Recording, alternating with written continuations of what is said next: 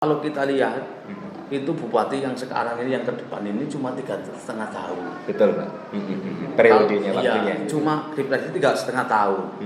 Kalau bupatinya baru ya kasihan, setahun baru kenalan, setahun berrancangan dan sudah habis. Apalagi Nun Sewu melihat situasi kondisi negara kita saat ini. Jadi menurut Pak Syafi'i tinggal melanjutkan saja. Sudah, iya. Lebih bagusnya melanjutkan saja gitu ya. Dilanjutkan. Ada orang Jawa mengatakan lebih baik nambal daripada ngugal. Lebih baik nambal daripada ngugal. Ngugal itu apa? Ngugal itu ya dari awal. Oh, oke. Luar Sekarang biasa. apa? Umpama ada jargon lakone anyar gemeber sedih laptop baru kowe puyeng apa? Betul.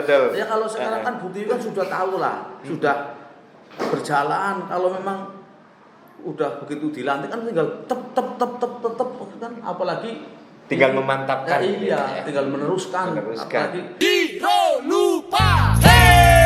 Oke, selamat pagi pemirsa Giro Lupa.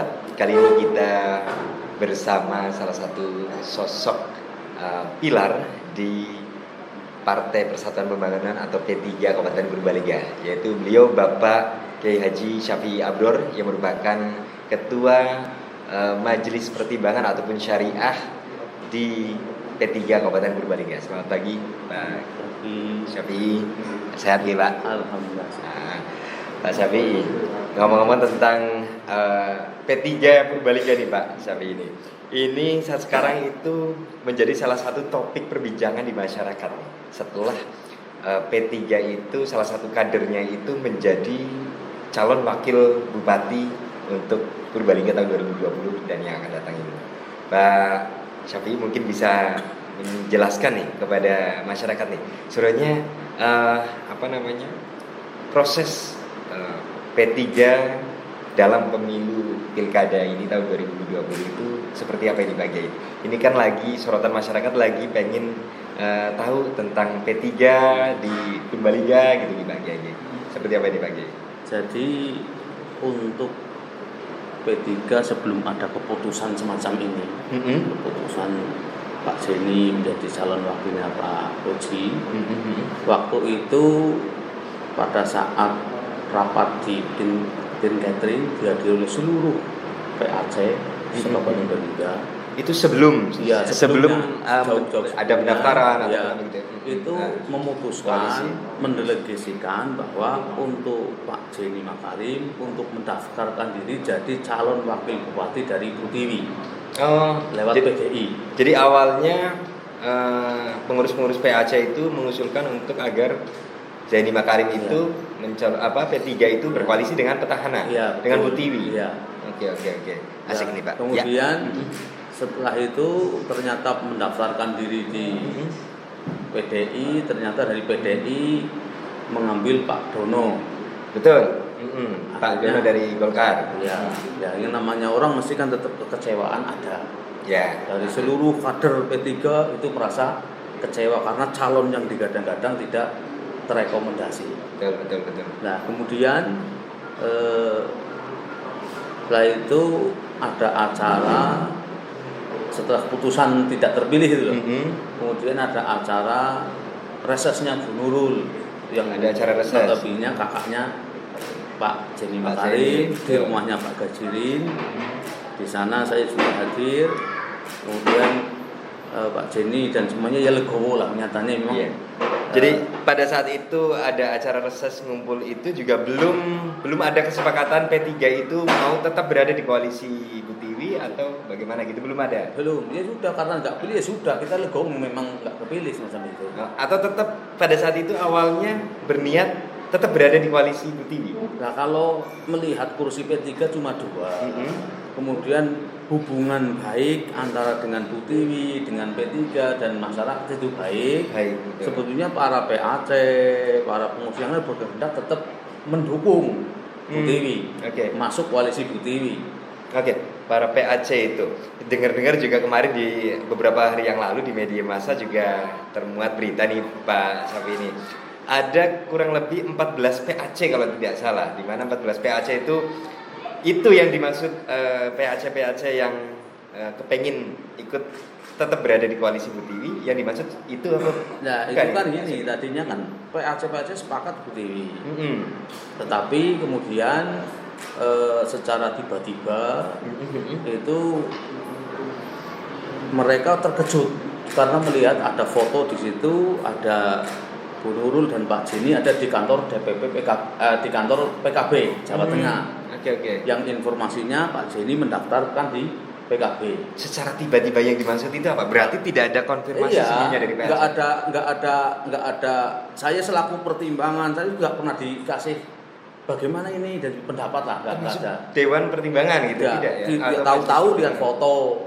Makanya kan di masyarakat juga khususnya P3 kan geger loh. Kok jadi saya gini? Akhirnya pada saat itu karena momen Lebaran ada seluruh PAC ke sini, 18 PAC kumpul di sini. 18 PAC. Semuanya kumpul di sini menyatakan bahwa untuk saat itu umpama Pak Jeni daftar ke PKB itu secara kekeluargaan. Jadi saat itu P3 belum mengambil sikap politik. Belum atas nama partai berarti pada saat itu. Nah, kemudian ada beberapa saat kemudian karena itu sana sudah oke semacam itu. Kumpul lagi di sini yang hadir pada saat itu 14 PAC yang mengatakan itu tetap mendukung petahana. Jadi 2 kali teman-teman PAC ngumpul di sini, Pak. Pertama 18 PAC. Pertama di sini menyatakan belum mengambil sikap. Kedua kalinya bahwa tetap mendukung petahana atau Bu Tiwi. Iya. Itu apa? Sebelum Rapimcab. Sebelum rapat pimpinan cabang. Sebelum Rapimcab P3 itu kemudian P3 mengadakan Rapimcab yang katanya karena pada saat itu saya nggak bisa hadir, itu memutuskan Pak Jeni Makarim resmi direkomendasi P3 Purbalingga untuk mendampingi Pak Oji. Oke. Dimana ada di Rapimcab itu sendiri kan tentu saja mengundang PAC semuanya. Pada saat itu ada informasi gitu selaku Pak Syafi'i berada di P3 bahwasanya apakah pada saat itu Rapimcab itu PAC juga sudah mengutarakan bahwa inginnya ikut di petahana Bu Tiwi? Inilah yang saya pribadi nun sewu itu Rapimcab ini memang diselenggarakan dan PAC hadir, akan tetapi yang bisa mengutarakan pendapatnya itu tidak semua PAC. Hanya 3 atau 4 kalau nggak salah yang seluruh mengeluarkan pendapat. Oke. Jadi hanya perwakilan saja. Padahal dilalah yang diwakili bukan yang sesuai dengan harapan mereka. Jadi mungkin yang mengutarakan pada saat itu adalah beberapa PAC yang notabene itu ingin berkoalisi dengan PKB. Gitu. Kalau untuk PAC yang mau berkoalisi, yang inginnya berkoalisi dengan Bu Tiwi itu tidak mengutarakan pada saat itu atau tidak diberi kesempatan, itu Pak? Ya saya kurang tahu waktu, yang penting realitanya kayak gitu. Ya seperti itu. Hingga akhirnya memutuskan P3 itu dalam musyawarah cabang tersebut itu memutuskan bahwa Jeni Makarim untuk menjadi calon wakil bupatinya bersama Mas Oji. Gitu.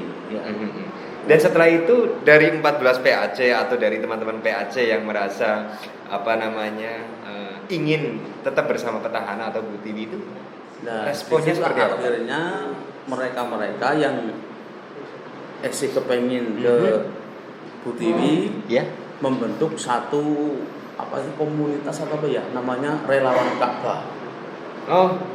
Jadi 14 PAC itu? Iya, membentuk satu relawan Ka'bah namanya. Asik nih Pak. Ini relawan Ka'bah itu memang saya juga kemarin dengar, cuma belum tahu ini. Relawan Ka'bah itu adalah satu bentuk kelompok ataupun relawan yang muncul dari mana? Ternyata dari ini. Jadi kalau saya boleh PAC ngomong, P3. Relawan Ka'bah ini dari orang-orang P3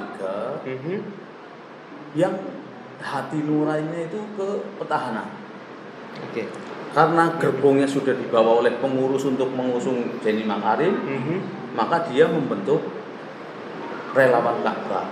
Di situ ada saya, ada Gus Imron, Pak Muhajirin, Pak Miarso, di mana mereka itu dan juga PAC 14 PAC itu. Iya, bahkan ini bisa lebih. Oke. Kalau yang namanya relawan itu kan berarti siap mendukung dan siap mensukseskan si calon. Berarti kalau relawan Ka'bah itu memang dikhususkan didirikan atau dibentuk untuk mendukung Bu Tiwi. Ya otomatis.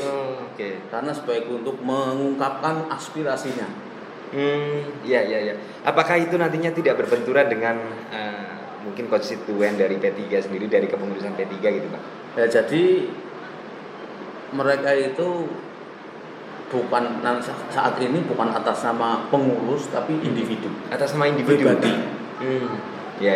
Pribadi orang P3 yang mendukung ke Bu Tiwi. Oke. Iya. Karena kita tahu juga dari mungkin beberapa periode yang lalu di pemerintahan Kabupaten Purbalingga P3 kan selalu bersama pemerintah gitu ya, koalisi pemerintah atau koalisi petahana gitu. Dan kalau ngomong tentang ada relawan hijau di P3 gitu ya Pak, kemudian relawan hijau di NU, relawan hijau di NU ya, di mana itu relawan Ka'bah gitu ya. Itu kan memang menggambarkan betapa memang ada satu kedekatan tersendiri antara mungkin tokoh-tokoh NU atau P3 itu dengan pemerintahan gitu ya Pak. Iya. Seberapa dekat mungkin itu Pak, bisa menceritakan Pak?